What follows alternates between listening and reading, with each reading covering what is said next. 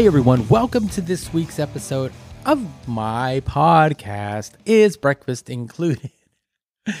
Included. How are you guys doing? Great. Hey, I'm good. Hey, thanks for asking. I really appreciate that. Back in episode 1, we sat down with Leah Lane of the band Rose Garden Funeral. And recently we talked to Dahlia Knowles, who fronts the band and is the primary songwriter of the band Lorelei K. What do those two women have in common? Other than being complete badasses, Michael Briggs is the answer. Michael Briggs produces both bands. He runs Civil Audio in Denton, Texas. Man, he's cranking out some of the best sounding produced music I've heard in a long time. He agreed to sit down with me. I moved, so we did this by phone. It was a good conversation. We also talked about what he liked for breakfast. So there you go. Anyway, it was a great conversation. I hope you dig it. Let's check it out. Sure. Okay. Well, tell everyone who you are. My name is Michael Briggs. I am a record producer and mixer based in Denton, Texas. I'm also in the band Lorelei K. Right on, man. Where are you from originally? I grew up in Carrollton. Carrollton, so not too far from Denton. Yeah, not too far. And you're a producer, but did you start off as a musician?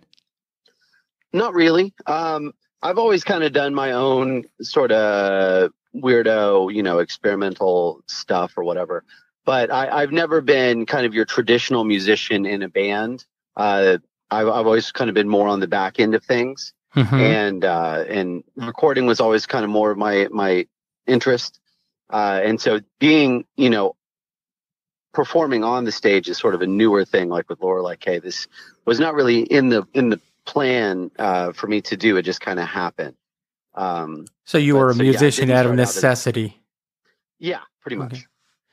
Right on. And when did you start? When did you start like experimenting with producing and so forth?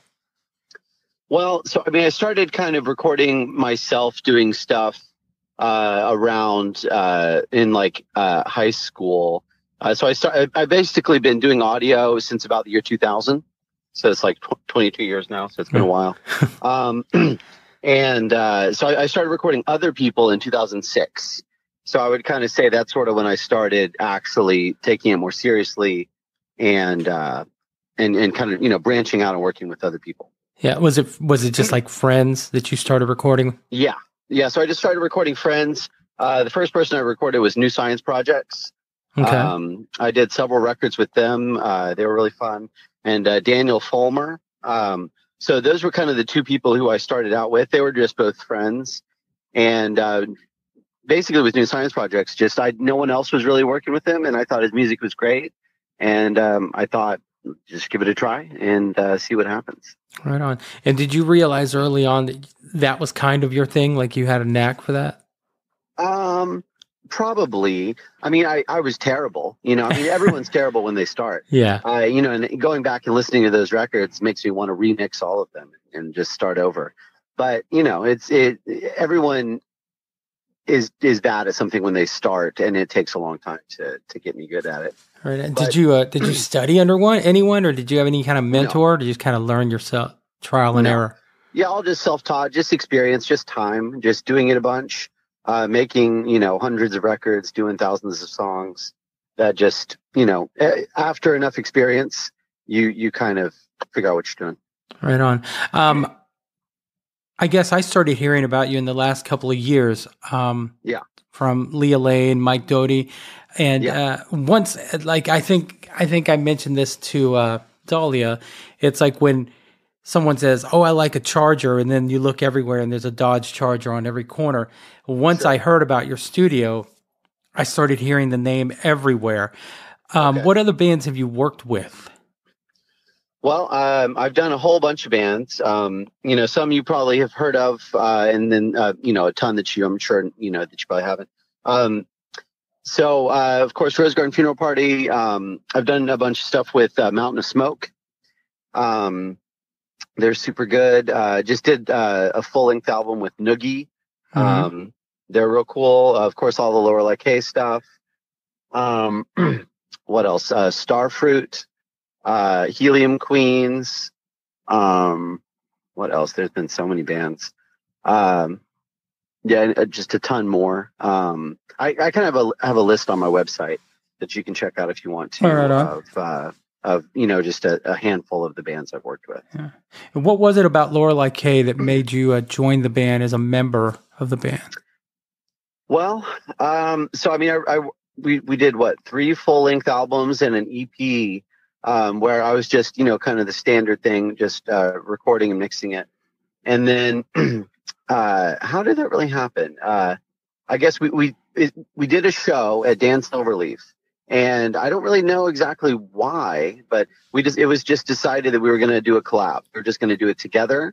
And for whatever reason, we'd been working together for so many years, but had never like played together ever. And like I never played on any of the records, and we'd never done anything like that. And we were just like, we're just going to do this. And so we did this one show at Dan Silverleaf, and it went really well. It was really fun.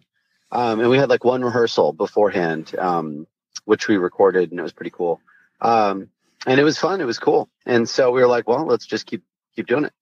And then around that same time, we decided we wanted to like have a full band, because previously, it was basically just her, and she did a bunch of solo shows, and that was kind of the thing.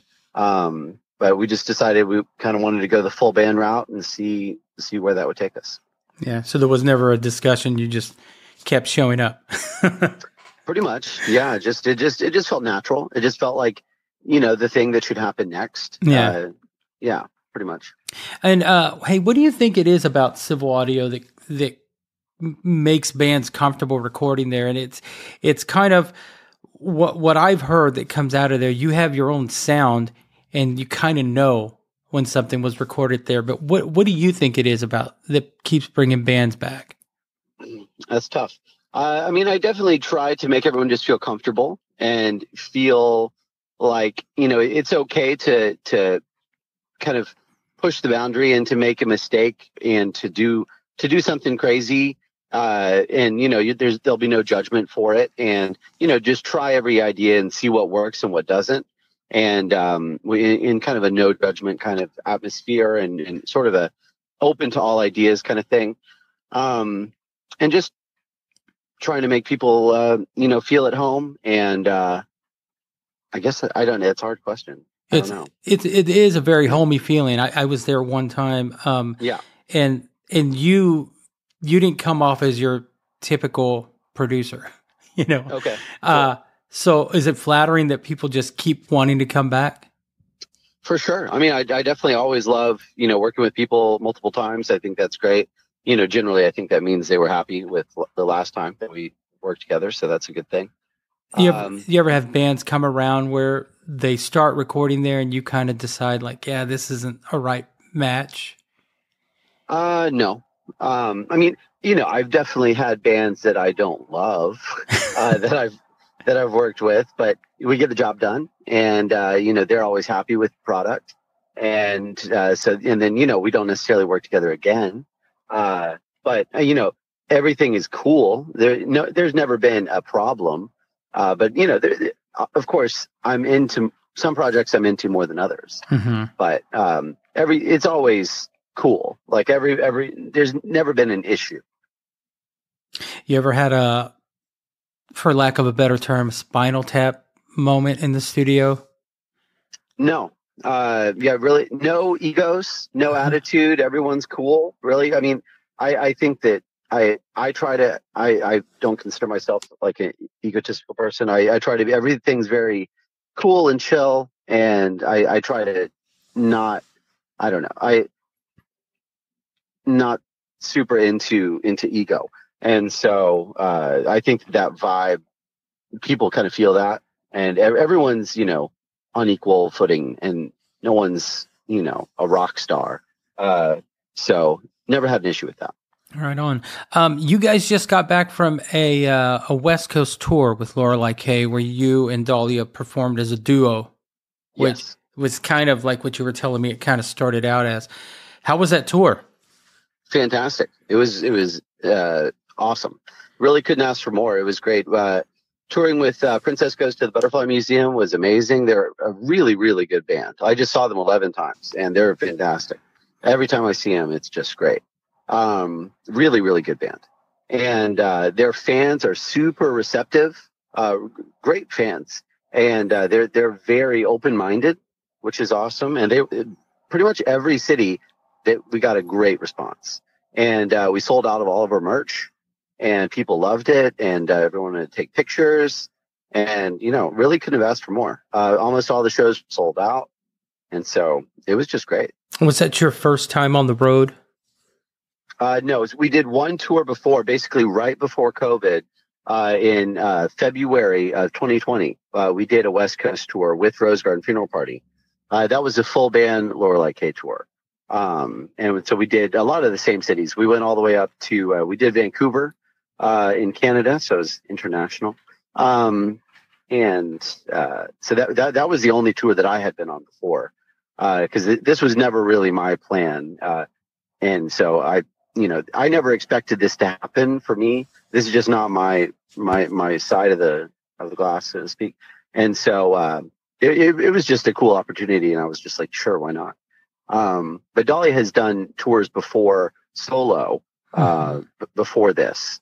But so we've done one tour as a band, and then we did this one tour as a duo. Okay. Is there anything else coming up? We have a couple of local shows coming up right now.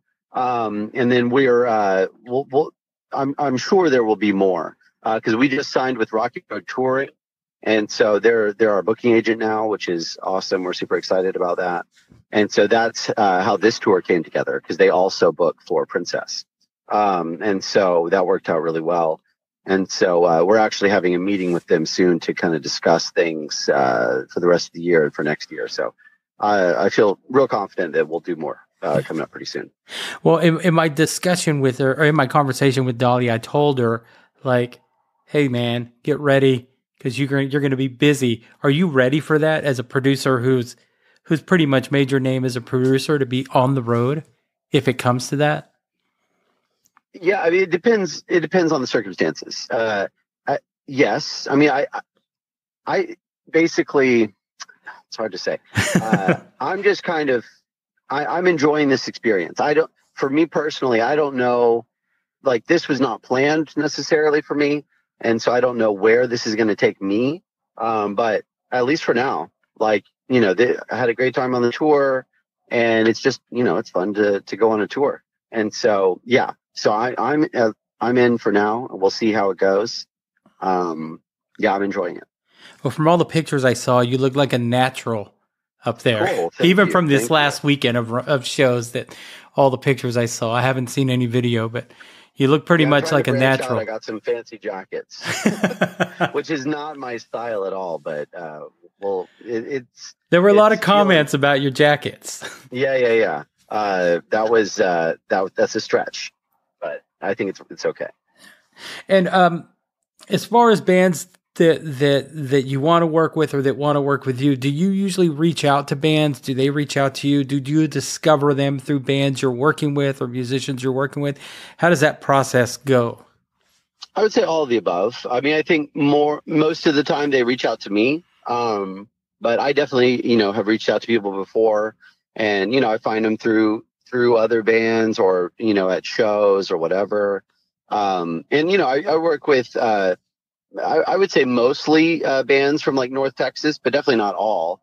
I do quite a bit of like online mixing type work as well, where it's recorded elsewhere. I've never met the people, and then they contact me and have me mix it or master it. That's very common as well. So I do that, and but my primary thing is kind of like a all in, full service kind of deal, where so I record it, mix it, and master it. I kind of do the whole deal, and that's how most records that I work on are done. Do you assist them in like distributing it? No, I mean, I'll give them a couple of like, simple tips, or like, use DistroKid or something like that.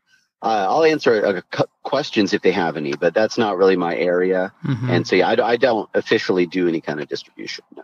Right on. Well, on this tour, was there any discussions of a collab with Princess Goes to the Butterfly Museum? Did those conversations ever happen? No, they didn't, but that'd be cool. I mean, I'd definitely be open to it, but has not been discussed yet. Right on, man. Well, what's the big picture for Civil Audio, man? Well, just keep going. Just keep doing what I'm doing, and hopefully, eventually work with some like higher profile artists and things like that, and make it a little bit more easy financially. But really, I'm kind of doing what I love. So no big changes. Just keep going. Eventually, I'd like to get like a bigger house kind of situation. Like where I'm at now is good, and I like it, and it's fully functional, and it does what I need it to do. But it's not my dream house. But it works for me, and get the job done there. So eventually get a bigger place, but that's not top priority. So you'll always keep a house studio. You'll never have a separate studio in a place. Yeah, most likely. That's just not economical. There's no sense in that. It's just too expensive, paying 2 rents, and it's not necessary. I can do anything short of recording a full orchestra. I can do anything that I need to do in the space that I have, and I can kind of if you want a big drum room sound, I can do that. If you want a tight sound, I can do that. So I don't feel any limitations with where I'm at. Well, I've only met you once before. Like I said, you were a really good dude, and you didn't know me from anyone, and you let me in your studio just to hang out and watch you and Michael Doty record a guitar track. But just in talking to you, man, I love your attitude. Well, thank you. I appreciate that. The whole thing of you saying that Doty's great. He is, isn't he? Yeah, I love him. I always say he's the most underrated guitar player in Dallas. Oh yeah, he's so good. I was a huge House Harkonnen fan. Yeah. Back in the day, I saw them a ton of times, and so yeah, it's really cool to finally get to actually work with him now on several different projects so far. Yeah. Because I was always a big fan of his band, and so it was real cool to.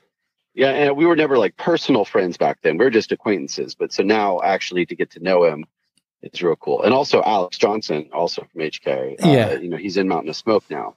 So get to know both of them on like a personal level and be friends with them, which is real cool.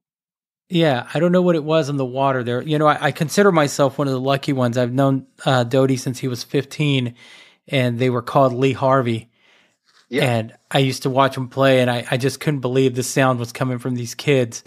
Yeah. So, I don't know what's in the water there in Red Oak or wherever they were brought up. Yeah, for sure. But, well, like I said, man, I love your attitude. I love this idea that this wasn't your plan, but you're just rolling with it. And, pretty much. This was not the plan. Yeah. You're going to see where it takes you, man. Yeah, totally. Where can people find you online on social media? I'm on social media. I have my personal stuff on there, Michael Briggs, and then also the studio stuff on like Facebook. It's just search Civil Audio and it'll come up. Facebook, Instagram, things like that. Kind of the usual places.